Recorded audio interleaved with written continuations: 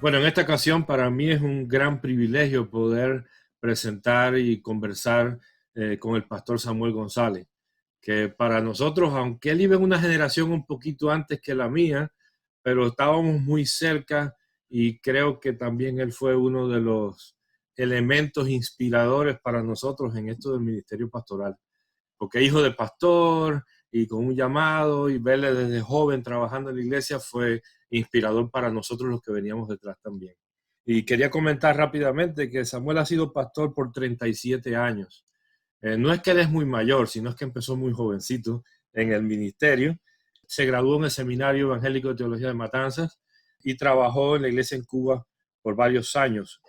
Luego viajó a Costa Rica, donde sirvió también al Señor por 3 años y allí fundó una iglesia y actualmente pues está acá en los Estados Unidos, ya lleva 22 años acá, ha servido en la conferencia de la Florida también como director de los nuevos ministerios hispanos. Así que Samuel, te damos la bienvenida a este espacio que he creado para compartir con mis amigos de aquí de Carolina del Norte experiencias de mis amigos en el contexto de la iglesia metodista en Cuba y de otros lugares también. Gracias, Rafael, gracias, me honra y creo que es una excelente idea esto que estás haciendo de recompilar ideas y historias y yo sé que esto tiene un resultado final positivo, pero me honras al invitarme a hacerlo. La primera parte de mi conversación está dirigida hacia tu niñez, tu adolescencia, tu juventud. Me gustaría escucharte hablar de las experiencias positivas, pero tal vez alguna experiencia negativa que haya marcado tu vida en esa etapa de la niñez y de la juventud.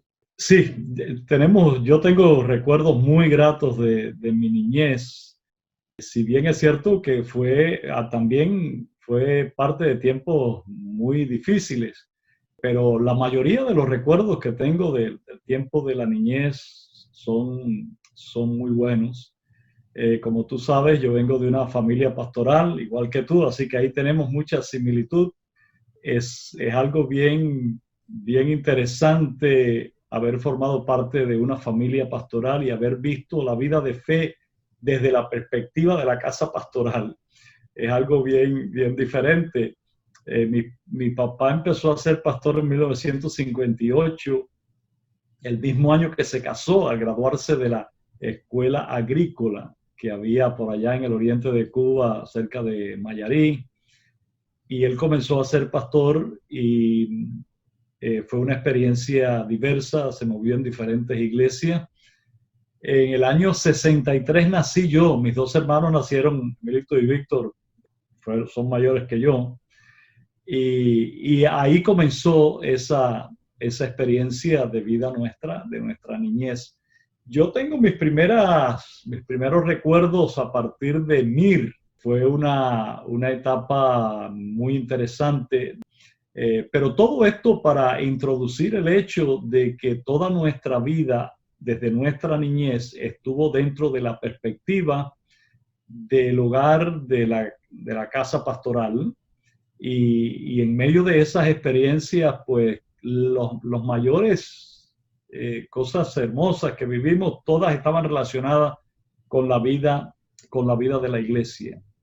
Recuerdo, una de las grandes cosas que recuerdo que me trae alegría, una vez al año nosotros íbamos a La Habana y todo dentro del contexto de la conferencia anual, pero también la familia de mis padres, mis abuelos vivían en Capdevila, cerca de Rancho Boyero, y para nosotros era una verdadera fiesta el ir a La Habana una vez al año y estar allí en medio de la familia y demás. Pero también el ir a CAI 25, que era el lugar donde estaban las oficinas, o están las oficinas centrales de la iglesia, donde se tenía la conferencia anual, era una experiencia sublime para nosotros de niños, porque ahí teníamos la oportunidad de ver a los pastores y escucharlos. Yo recuerdo, siento yo muy pequeño, la manera en que me encantaba a mí escuchar, conversar a los demás pastores, los colegas de mi papá. Uno lo veía como personas elevadas y muchos eran chistosos, pero también transmitían muchas palabras que uno absorbía en esa época. Así que en medio de esa celebración, en medio de esas alegrías que nos daba la participación con aquella familia extendida, que hoy podemos entender el gran valor de esa generación, que es la generación de tus padres, mis padres y tantos otros pastores que nos legaron sus experiencias, también sus cuentos, sus chistes, sus vivencias en tiempos difíciles. Pero siempre recuerdo esos momentos en la conferencia anual en que participamos en diferentes actividades. Así que en términos muy general, la experiencia de mi niñez fue muy agradable, cambiando de iglesia en iglesia cada cierto tiempo. Todos los procesos de las mudadas, los cambios de escuela, que pudiera verse como experiencias duras y difíciles para un niño, y lo era, había su rigor en eso, pero se nos hizo como un estilo de vida, ¿no? Las características de una casa pastoral, de una familia pastoral y el conjunto de todas esas experiencias, pues eran cosas muy, muy agradables y nos enriquecían mucho. Así que son los recuerdos, muchas cosas buenas, muchas cosas alegres, muchas experiencias de todo tipo. La cantidad de personas que conocíamos al cambiar de iglesia, pues cambiábamos otra vez los amigos y creaba en nosotros pues una habilidad de hacer eso, de hacer amistades rápidas, de adaptarnos a la nueva condición de la nueva iglesia y a partir de todo eso pues disfrutábamos tremendamente la vida de la niñez desde la perspectiva de la fe a través de la óptica de la casa pastoral, que es como una especialización de la fe, ¿no? De vivir la fe de niño desde el punto de vista de la casa del pastor. Es interesante. ¿Y recuerdas alguna experiencia que haya sido negativa, que te haya marcado? Y gracias al Señor que tengo que buscarla, ¿no? Porque la mayoría son experiencias buenas y parece que ha habido un buen filtro en la historia, de que hemos filtrado mucho más las cosas buenas. Pero tengo algo en mente. Cuando estábamos en Santiago de Cuba, la iglesia Wesley, que mi papá fue pastor, y como tú sabes, hay dos iglesias en Santiago de Cuba, San Juan y Wesley. Mi papá fue pastor en la iglesia Wesley, que es una iglesia más de barrio, más de la periferia de la ciudad, pero era una iglesia bien diferente, carismática, muy alegre, muy sencilla. Pero coincidió con un incidente en aquel entonces, diríamos la primera parte de los años 70, sería 73, 74, pienso. Yo tenía alrededor de 10 años entonces. Y que hubo un tipo de división en la iglesia, algún tipo de conflicto. Y por razones muy ajenas a mi papá como pastor, la iglesia cerró por varios meses. Y fueron tiempos muy interesantes, pero un poco dolorosos para nosotros, porque nos habíamos acostumbrado, todo nuestro estilo de vida, todas nuestras costumbres, nuestros hábitos, giraban alrededor del funcionamiento de la iglesia. Y dicho sea de paso, la iglesia Wesley tenía servicio todos los días, cada día era algo. Y ya nosotros nos habíamos acostumbrado a vivir en la iglesia. Y estuvimos, no recuerdo exactamente, pero estuvo la iglesia cerrada por varios meses. Por supuesto, íbamos a la iglesia San Juan, pero íbamos como feligreses. Y eso fue un tiempo largo para mí. Yo recuerdo que ansiaba volver a estar envuelto en la iglesia, aún como niño, pero desde la óptica del pastor, ¿no? Me parecía esa perspectiva de ver las cosas de la iglesia a partir de lo que pasaba en el pastorado es algo que nos acostumbramos. Al cabo de los meses, el Señor puso su mano, todo se resolvió y volvimos a la iglesia, con menos personas en la iglesia, pero volvimos al ambiente que nos gustaba. Pero sí fue una experiencia algo negativa.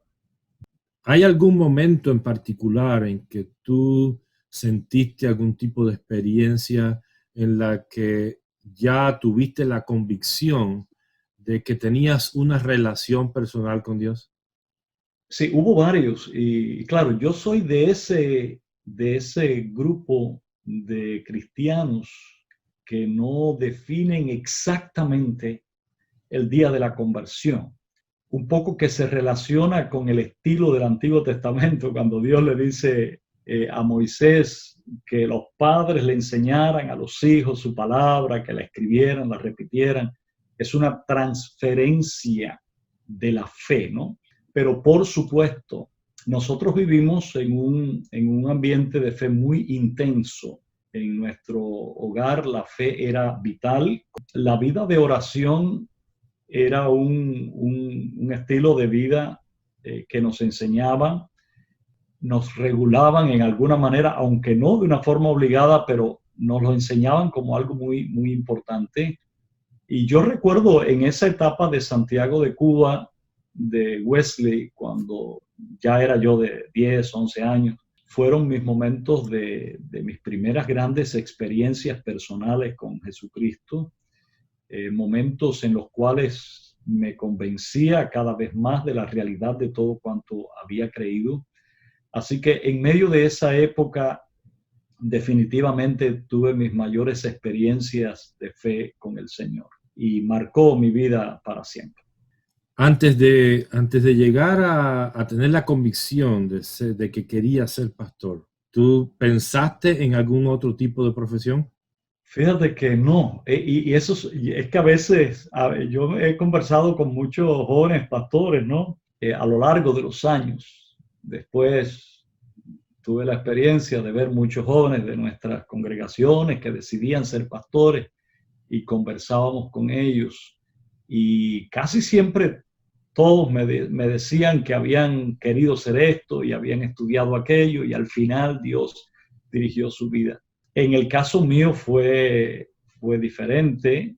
Desde que yo me recuerdo a mí mismo pensando en una profesión, me recuerdo pensando en ser pastor. Lo atribuyo, por supuesto, a esa conciencia que siempre tuve desde muy niño de que Dios me había llamado para algo y me vinculaba mucho al ejemplo que yo había visto en mis padres y principalmente en mi papá, ¿no?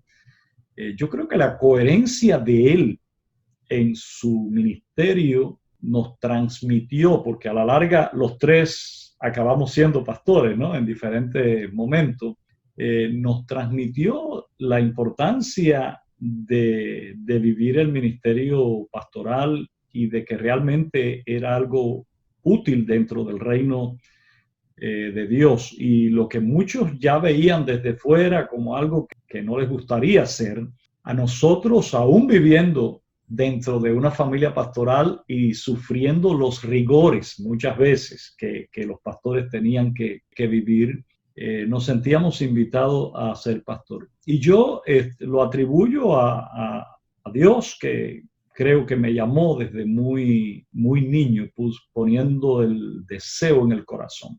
Porque a veces los llamados se definen de muchas formas, ¿no? Y muchas personas están a la espera de escuchar la voz sonora que retumbe en un momento de su vida, que le dé la certeza plena de que tienes que ser pastor aunque no es lo que quieres, y etcétera. Pero la mayoría de las veces, yo creo que los grandes llamados se hacen de parte de Dios inclinando poderosamente nuestro corazón a través de un deseo fuerte en ser algo. Y ese fue mi caso. O sea, nunca tuve una experiencia así que donde Dios me dijera, tienes que ser pastor.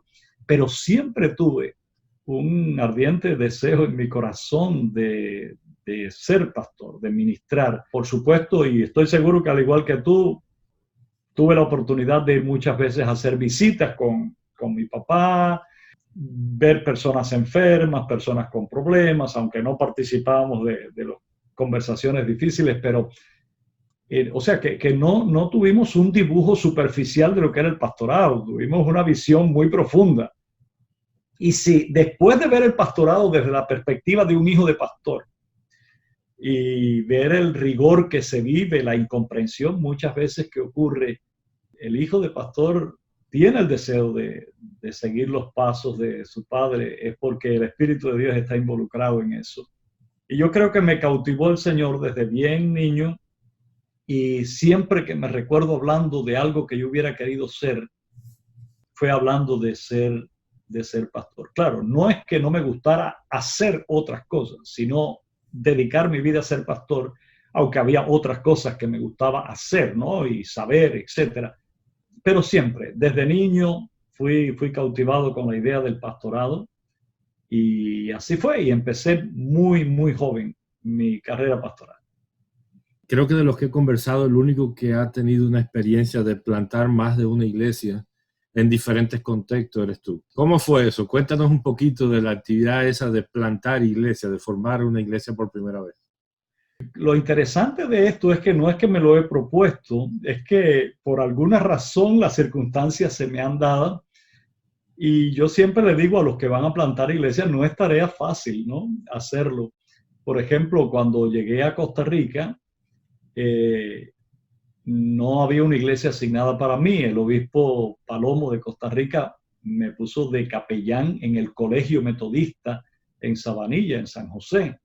O sea, una tarea muy, muy diferente, muy intensa y muy hermosa y muy fructífera, pero muy diferente a un trabajo pastoral, ¿no? Era ministrando y enseñando a los estudiantes, a los que no le interesaba mucho la cuestión espiritual. Así que, pero dentro de ese, nosotros vivíamos, Norma y yo vivíamos en una casita que estaba dentro de las facilidades del colegio y pensamos la idea de poder levantar una iglesia.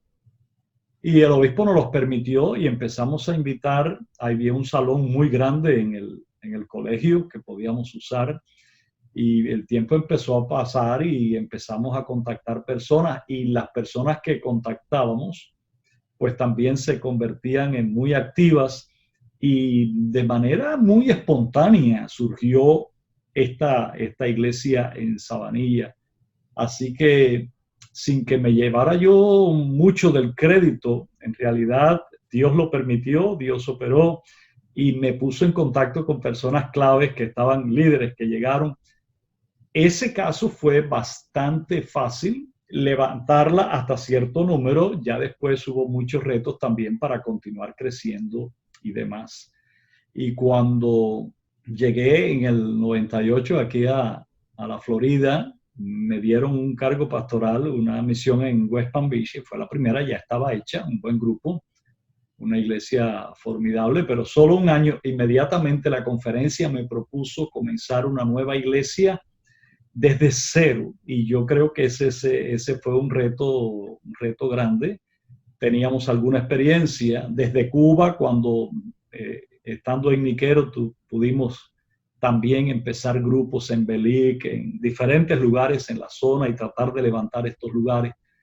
Pero fue una experiencia muy interesante. Los primeros años muy difíciles, muy áridos, como que nos invitaban a decepcionarnos quizás los primeros tiempos, pero poco a poco, otra vez el Señor empezó a obrar, empezó a abrir canales en su tiempo y también pues las personas que iban llegando eran personas claves y la iglesia empezó a crecer y a desarrollarse. Así que esta experiencia que tuve abriendo estas iglesias, pues le permitieron a la conferencia en algún momento pensar que yo podría ser la persona que dirigiera por un tiempo el Ministerio de Nuevas Iglesias Hispanas en la Florida. Y ahí pude ver también el trabajo desde otro punto de vista, dedicando este tiempo no solamente a ver mi experiencia, sino a vivir la experiencia de abrir nuevas iglesias a través de lo que otros estaban haciendo en diferentes circunstancias. O sea que llevo tantos años involucrado al proceso de iglesias nuevas, ¿no? Y muchas veces sin proponérmelo, pero sí ha sido parte de nuestra experiencia pastoral aquí en la Florida y en otros lugares. ¿Cómo tu familia, tu esposa y tu hija directamente, que son los que están más directos en relación contigo y el trabajo pastoral, han asimilado y han experimentado el ser una familia pastoral?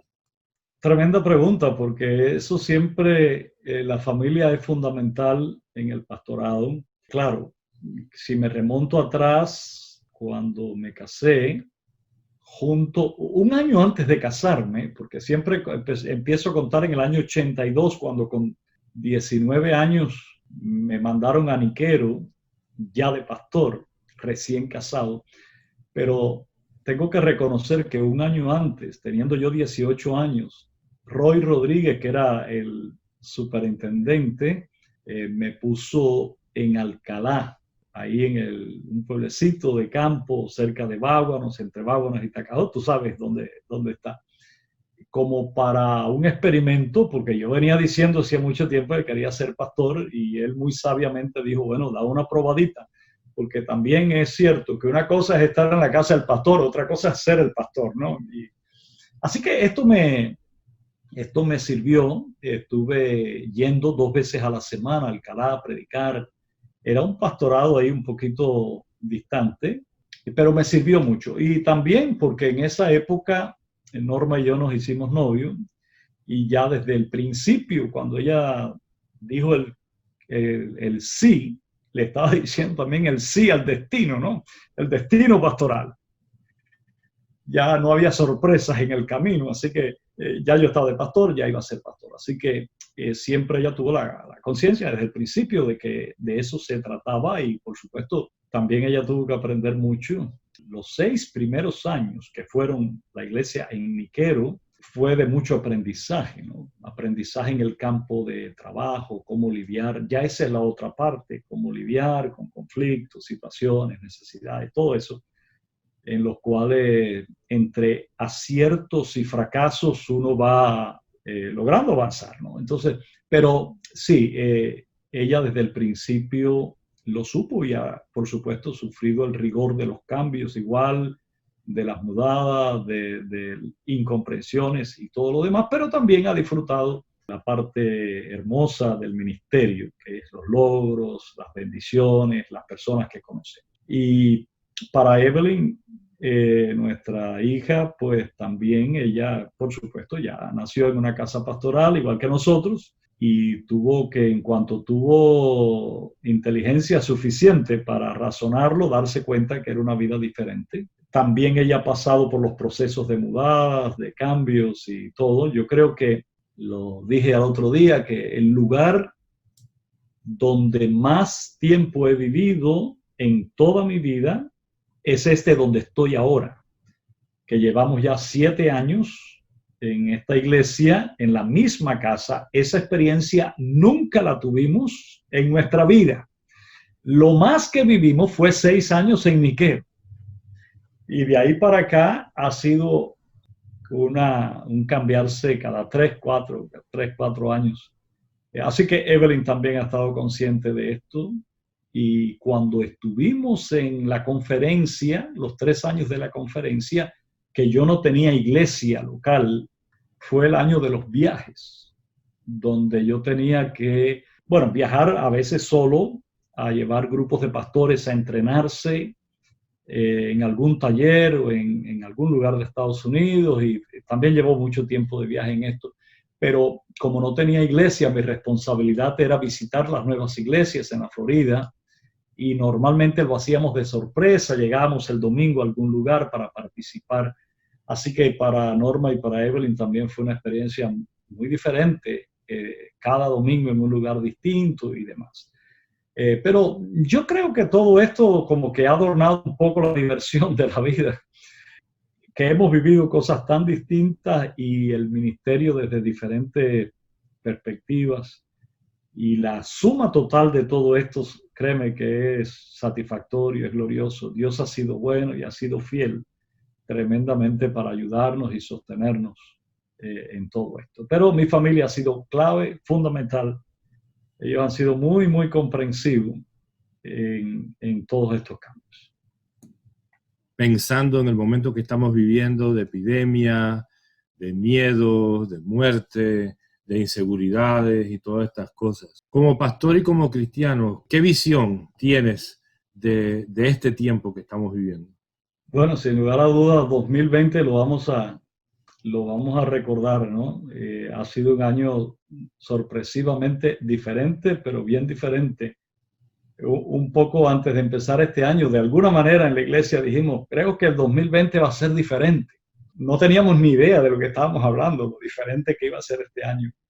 Y lo otro es que ha sido algo tan sorpresivo, ¿no? Porque era algo que nadie se esperaba y tan general. Si se analizara el problema desde una óptica local, quizás no pareciera tan riguroso, pero yo creo que parte de lo desgastante que ha sido esta experiencia y está siendo es que no hay un punto de escape, ¿no? Nadie, cuando venían los huracanes, alguien decía, bueno, si viene por aquí, yo me voy para allá. Si pasaba una crisis económica, alguien decía, pues yo voy a emigrar a un lugar donde hay más trabajo. Uno de los puntos distintivos de esta epidemia es que quitó todo lugar de escape, o sea, nadie tenía dónde ir, no había alternativas a esto. Lo digo porque ahí viene la diferencia del mensaje, ¿no? Yo hace un tiempo prediqué en la iglesia a partir de Isaías, cuando dicen, el año en que murió el rey Usías, vi yo al Señor, ¿no? Y yo decía, Isaías recordaba aquel año, no se le olvidaba el año de la tragedia, de la muerte de Usías, pero había algo que cambiaba la experiencia, era en ese año vi yo al Señor. Todo el tiempo yo he tratado de decirle a la congregación lo que las noticias no le van a decir. Las noticias pues informan muchísimo y mucha de la información muy válida en medio de todo este largo proceso donde tanta orientación hace falta, porque había que aprenderlo todo y todos estaban aprendiendo, pero también su desinformación y sus dudas y todo. Y yo decía, trataremos siempre como iglesia de decir lo que no va a decir nadie y de hablar las cosas desde la óptica de la fe. Necesariamente la fe es una aventura para tiempos de inseguridades. La fe es decir cosas que no podemos palpar, pero que podemos creer y podemos transmitir. Y una de las cosas que dijimos es Dios está detrás de todo, porque a Dios no se le puede sacar de nada. O sea, uno nunca puede imaginar a Dios confundido o algo se le fue de la mano o no sabe dónde empezó algo ni dónde va a terminar. No podemos explicar todo el fenómeno porque caeríamos entonces en culpar a Dios de cosas que Él no es culpable, pero de que Él está detrás, de que Él está presente. Eso es una realidad porque dejaría de ser el Dios creador, sustentador del cielo y de la tierra.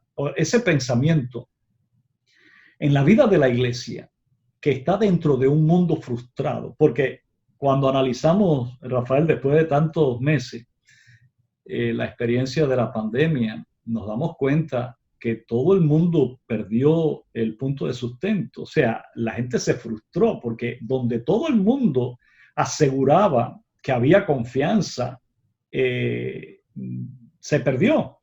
O sea, ya la confianza en los poderes no están, los poderes estaban desconcertados, el dinero no lo era todo, no había manera de controlar la enfermedad y la medicina, la ciencia se vio muy limitada por tanto tiempo. Ahora, fue una gran oportunidad, lo está haciendo. La oportunidad es una vez más que la iglesia pues siga transmitiendo su mensaje de fe y en medio de la incertidumbre, marcando los puntos de confianza que Dios a través de su palabra nos da, ¿no?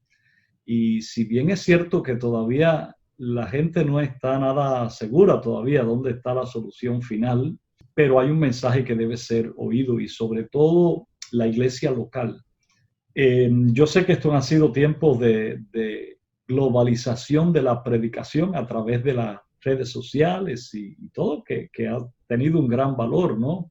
Pero la responsabilidad de la iglesia local es vital porque ahí en esa iglesia local es donde está la gente que necesita oír una palabra diferente que traiga confianza y que le dibujen bíblicamente al Dios en quien creemos en tal magnitud que el resultado de la visión de ese Dios produzca una actitud de confianza en medio del desastre, en medio de todos esos poderes que han caído, de todas esas confianzas que se han frustrado. Así que definitivamente han sido tiempos muy distintos, muy diferentes, muy difíciles, lo hemos vivido intensamente como todo el mundo en todos los continentes, pero algo que yo decía, ¿qué nos ha dado el tiempo de pandemia? Y yo decía, bueno, nos ha dado tiempo para pensar y para repensar.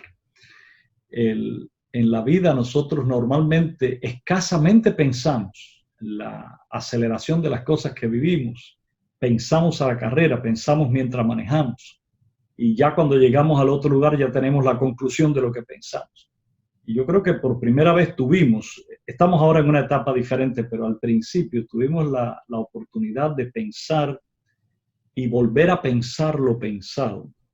Y yo creo que Dios nos estuvo hablando a todos a través de oportunidades y de tiempo, de dedicación, a tratar de recibir la voz de Dios por medio de esa dedicación a pensar, reflexionar y buscar la respuesta de Dios a situaciones inéditas sobre las que no había nada escrito, pero que tan importante es que la iglesia en medio de esto pueda renovar su visión.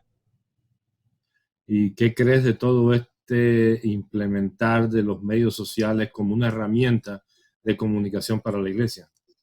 Yo soy uno de esos ejemplos más claros de que ya estoy, bueno, siempre algún hermano de la iglesia siempre transmitía nuestro servicio por Facebook anterior a esto, ¿no? Pero no era algo en lo que yo estaba muy vinculado ni muy consciente. Pero ya estoy dando estudios bíblicos por Facebook y tengo un canal de YouTube, que eso nadie se lo iba a creer en el mundo, pero ahí está. O sea que ha sido una gran bendición, sobre todo los primeros meses, porque no se podía salir, no se podía llegar, había todo un temor, había un pánico, etcétera. Y estuvimos transmitiendo desde la casa. El gran reto era lo que tú estás diciendo, cómo comunicarnos con la congregación. Y se logró a través de Facebook y a través de YouTube. Los hermanos, la mayoría de los hermanos, se lograron también convencer que no quedaba otra alternativa que entrar ahí a Facebook y ver el servicio. Fue una manera diferente de hacerlo. La primera etapa fue muy triunfalista porque nos dimos cuenta, bueno, esto se había cerrado, pero mira, lo abrimos, estamos comunicados. Por supuesto que había que suplir las deficiencias con el teléfono, porque había quien no se conectaba. Así que lo hicimos y lo estamos haciendo. Hemos visto el fenómeno de que disminuye un poco la atención ya por Facebook. Hay una serie de cosas que en la medida que el tiempo pasa, pues va diluyendo un poco la efectividad a nivel local de la transmisión, pero sigue siendo sumamente útil. Ya nosotros como iglesia empezamos a abrir hace 3 domingos, otros hermanos nos antecedieron, otras iglesias, otros pastores ya venían haciéndolo desde hace un mes o más. O sea que yo creo que ya estamos dentro de un proceso de volvernos a encontrar, claro, muy poco a poco, sin incentivar demasiado a aquellos que todavía tienen sus reservas y sus temores, siguiendo haciendo énfasis en las redes sociales y mantenernos conectados en todo, pero ya paso a paso vamos abriendo.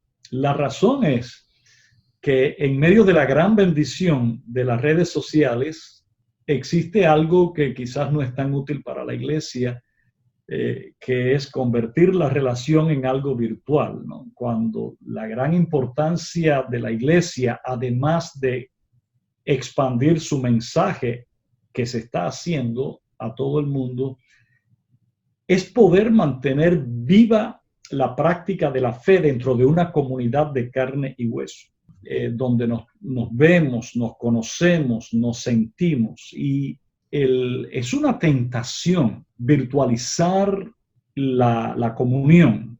Al otro día decíamos, bueno, es que va a ser difícil encontrar los hermanos que a la hora del servicio el domingo estén viendo en Facebook formalmente, adorando a Dios, y que no caigamos en la tentación de levantarme y tomar el agua, buscar refresco y adelantar un poquito si ya después no es en vivo, etcétera, ¿no?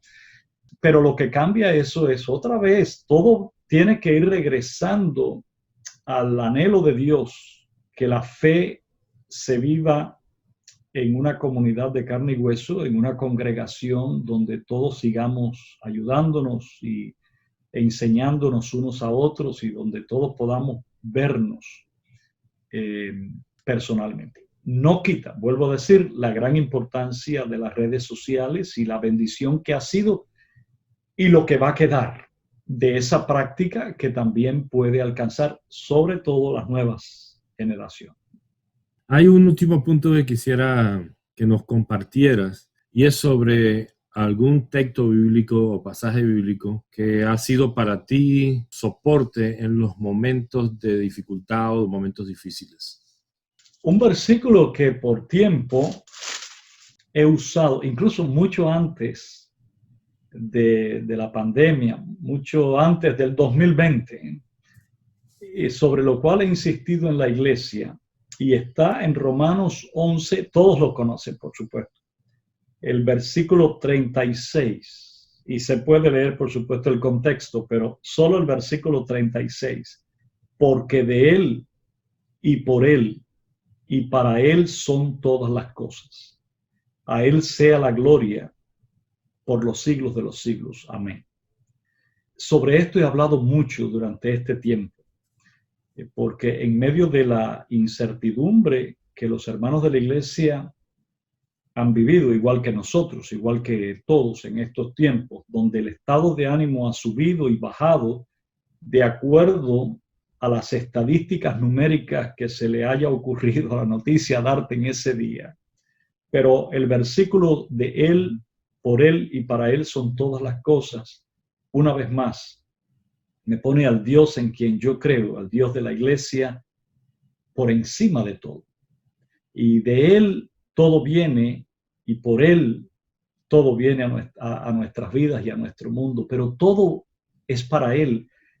Lo que quiere decir, Dios tiene control sobre todo, a Dios nada le ha sorprendido, Él tiene autoridad y dominio sobre las cosas que pasan. Hay cosas que ocurren, aunque Él no provoca, es por consentimiento de Él, y todo va a traer un fruto positivo en la vida nuestra. Y todo al final es para la gloria de su nombre. Esa expresión de Pablo, después de hablar de todo el misterio de Israel, de la iglesia, etcétera, fue como una explosión de fe. Y yo creo que estos son tiempos de dar saltos de fe, porque hay muchas cosas que ya no podemos razonar, sino simplemente decir algo grande, elevado, que resuma el contenido de nuestra fe y que nos permita permanecer tranquilos, porque de Dios, por Dios y para Dios son todas las cosas, no solo de este tiempo, sino de todos los tiempos. Y Él sabrá cómo ayudarnos y levantarnos y fortalecernos en nuestra vida de todos los días. Samuel, muchas gracias por este privilegio que me has dado de poder conversar contigo un rato y de transmitirnos tus experiencias de la forma que lo has hecho, con tanta sinceridad y sencillez, pero podemos sentir el orgullo con que lo haces de haber nacido y vivido toda una vida para servir a Dios y para servir a los cristianos, al pueblo que se congrega alrededor tuyo. Gracias por tu mensaje, gracias por tu testimonio. Pues deseamos con todo nuestro corazón que la bendición de Dios esté sobre ti, sobre tu familia y sobre el ministerio que estás haciendo ahí donde estás. Amén. Gracias, Rafael. Lo recibo con mucha alegría. Y una vez más, gracias por tomarme en cuenta en este proyecto tan importante que tienes en tu mente de recoger estas ideas históricas de diferentes hermanos y por haber pensado en mí. Muchas gracias y muchas bendiciones también para ti y tu familia.